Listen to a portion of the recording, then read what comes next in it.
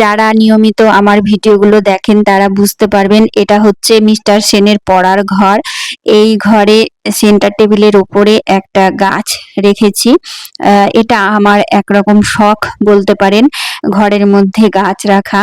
আমি বেডরুমের জন্য ভেবে রেখেছি, বেডরুমেও একটা টেবিল কিনবো, সেখানে শুধুমাত্র একটা গাছ থাকবে, গাছের এরকম টবের মধ্যে একটা সুন্দর মাঝে মানে মাঝ বরাবর আর কি গাছটা রাখবো।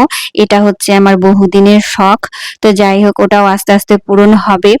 তো গাছগুলো এগুলোতে যেহেতু জল দেওয়া যায় না, তাই গাছের পাতাগুলো ধোয়া পড়ে না। তো প্রতিদিনই পারলে এই পাতাগুলো মুছতে হয়, না হলে প্রচুর ধুলো জমে যায়। তা আমার যেহেতু ডাস্ট অ্যালার্জি আছে, আমার পক্ষে একটু সমস্যাই হয়, তবুও মন মানে না।